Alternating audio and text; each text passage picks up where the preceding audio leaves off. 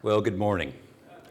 We're working hard on introductions. We'll get better next year, but I had to let you know that there's a new cooperative member in the family, and so I'm pleased to have his grandmother Tina and little Hudson Neal here present today. So it's good to have them in the front row, and they're joined by my parents, Neil and Irma, and they had their video debut. If you caught it, Paul wanted something to help you understand the importance to shut off your cell phones, and the idea that my dad would pull a TV remote control out of his pocket and struggle to shut it off. So, Paul, you owe my dad a dilly bar for that one.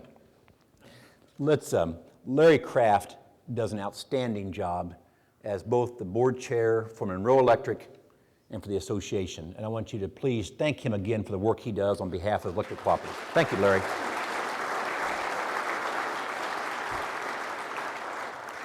It's a blessing to have Joanne Emerson and Mike Williams, my counterpart in Texas, here as our special guests.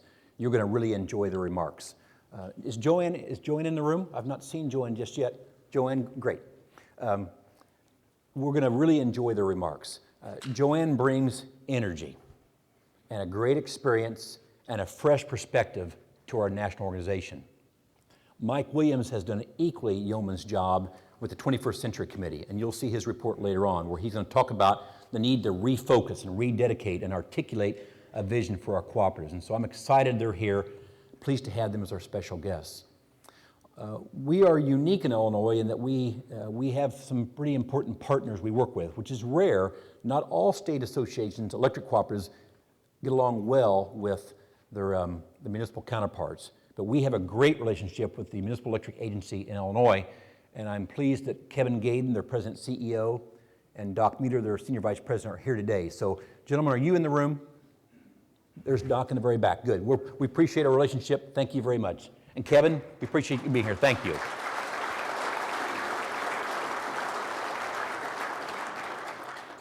I also hope you enjoy the book you received at registration. It's a book entitled Power Plays. Mike and I have a counterpart in Oregon, Ted Case, who is the author. He's a statewide manager there, and he's a former staffer for NRACA. And the book chronicles the history of the electric cooperative program, along with close work with 12 different United States presidents. So I think you're going to enjoy that book, and it's very timely. Politics is always going to affect our electric cooperatives. Whether you like it or not, folks, politics is a part of your everyday life, and especially for electric cooperatives. You've all heard the adage that the electric cooperative program was born in politics, and it's going to probably die in politics. But let me share you an example of the effectiveness of political advocacy when we all work together. Kathy Belcher works for Southern Illinois Electric, and she was visiting Washington, D.C., and she was on her way back to St. Louis. She gets on the airplane, she's sitting in the back, and she sees this man walking down the aisle. And this man announces that he'll be sitting next to her. This man was newly elected Congressman Bill Enyart from Belleville. They strike up a conversation, and Kathy proceeds to tell him everything you want to know about electric cooperatives in that 2-hour flight. Well, Don Wood had a meet and greet already lined up with the congressman at Monroe Electric for directors and managers of that 12th congressional district. And Kathy Belcher is also in attendance. So at this meeting, the congressman comes in, and after some pleasantries, he pulls this piece of paper from his pocket, proceeds to tell us that he has already been duly briefed by Kathy Belcher about electric cooperatives. And that's a true story. Then just a little while later, we send 65 Illinois youth to Washington, D.C. And John Freitag and Kristen Banks on our staff who host that program come back and they rave. They just rave about Congressman Bill Enyart. Says he really understood electric cooperatives and he knew what we were about. Well, folks, that's what it's about.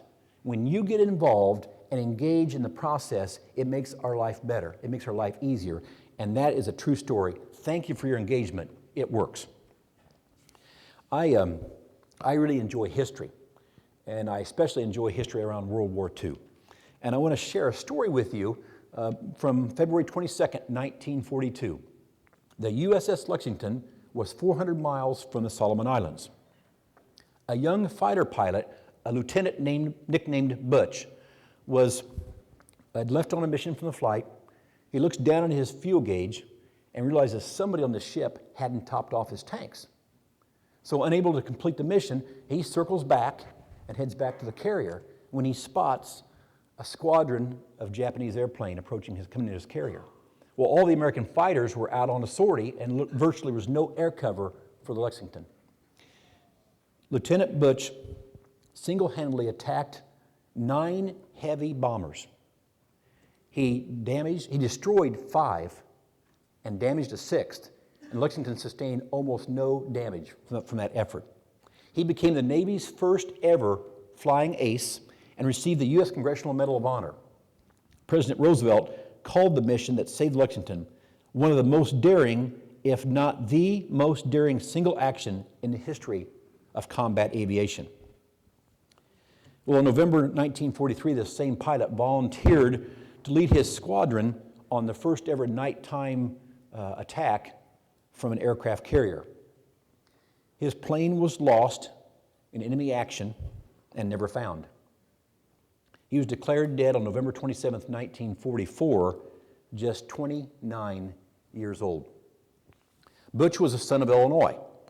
The airport in Chicago, called Orchard Field, was renamed after him. His full name was Edward Butch O'Hare, and the world now knows that airfield as O'Hare International. This airport is named after a man who made tough decisions in face of overwhelming odds, even though it cost him his life.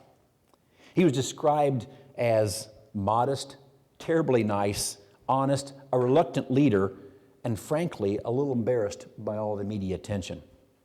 Couldn't this be the description of our forefathers in the cooperative program? Think about our folks ahead of us, our forefathers. Rural men and women, honest, hardworking, not used to the limelight whatsoever, probably not even comfortable speaking in public, but they were committed to a cause greater than their very own. We have a brilliant past, and Larry talked about all the cooperatives that are celebrating 75 years.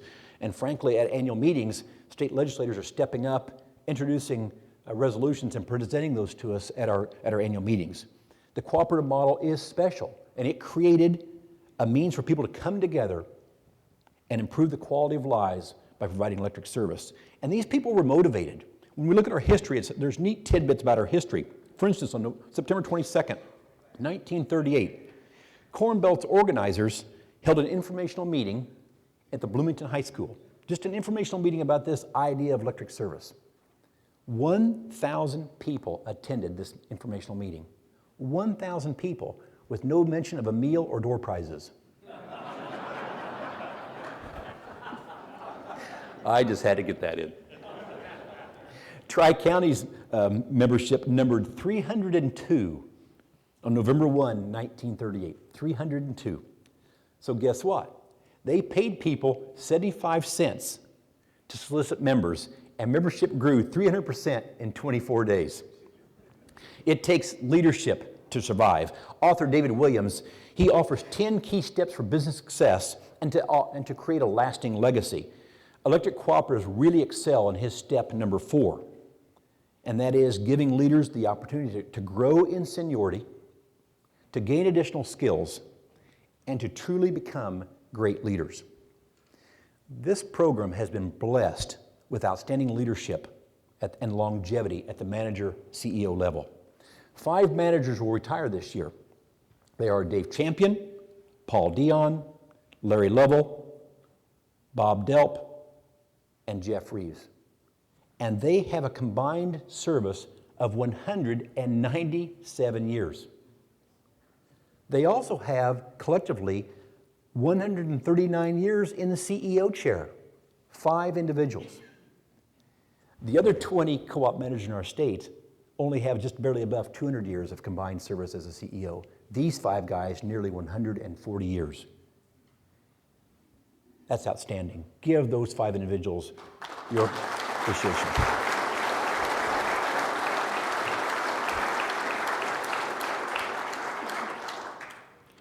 Jeff, that's your high school picture, isn't it? Pastor Charles Swindoll is a favorite of mine, and he says, We are all faced with a series of great opportunities brilliantly disguised as impossible solutions. As impossible situations. Great opportunities brilliantly disguised as impossible situations. Directors and managers, you are blessed with the great opportunity to develop leaders and create a solid succession plan. This is one of the most, if not your very most important duty. Growing people as well as a company is one of the most remarkable outcomes and advantages of a business that is set to last through the generations. There are going to be another wave of retirements for CEOs in 2 or 3 years. But now is the time for those boardroom discussions. These are tough issues to handle, and you've got options. You can look internally, and we just saw Western and Southern just do that. You can look externally with a national search, and many of you will. Or do you merge, like Farmers and Joe Carroll just recently did? Strong boards need to ask hard questions, build consensus around that boardroom table, and make the right decisions. Your membership, frankly, has placed their trust in you. They're expecting you to make those right decisions. Although replacing a long-term successful manager may be daunting, director succession planning is even more difficult and needs an equal amount of time spent discussing it. Outstanding volunteer director leadership has been the hallmark of this program for 75 years. People came up and they worked to build this organization that we're so proud of. And to be successful for another 75 years, you're going to need to invest in the recruitment, the orientation, and the development of future board leaders. Mary Byers is a local gal who is a noted association and consultant and leadership development specialist. And in her recent book, she lists 12 reasons why boards fail. 12 reasons why boards fail. Several are what you expect, and there's not much surprise, like, for instance, lack of focus, a board trying to be all things to all people. Or a board's lack of order or structure, and it gives them the inability to run an effective meeting. Pretty simple. Or a board's inability to disagree, agree to disagree when necessary. But one reason caught my attention. A board fails because it values volunteer loyalty and longevity over experience, skills, and experience. Valuing volunteer loyalty and longevity over experience, skills, and knowledge. That's a tough one.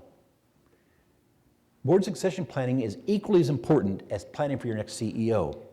But we're a cooperative family, and we value relationships. We value service. We brag about being a cooperative family.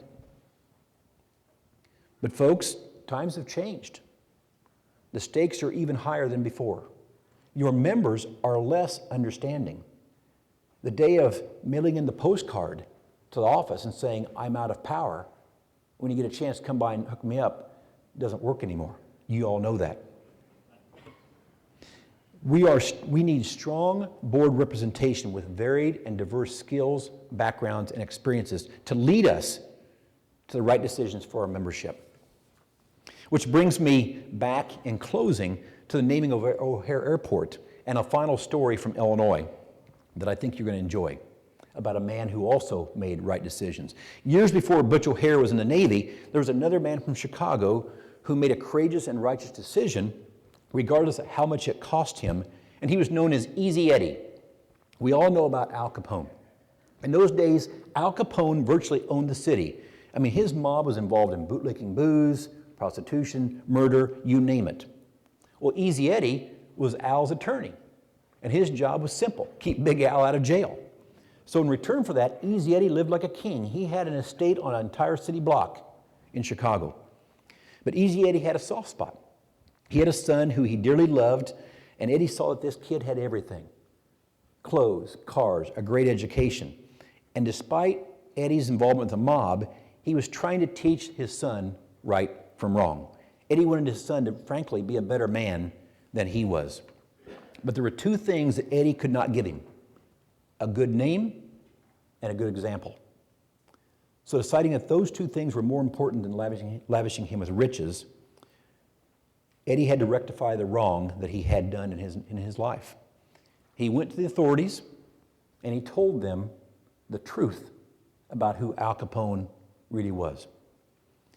Easy Eddie eventually testified in court against Al Capone and the mob. And he knew the cost was going to be great, but he wanted to be an example to his son and leave him with a good name.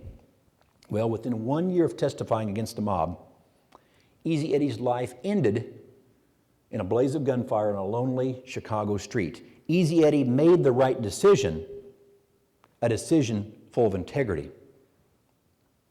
Well, Easy Eddie wasn't his given name. He was named Lawrence by his parents, Mr. and Mrs. O'Hare.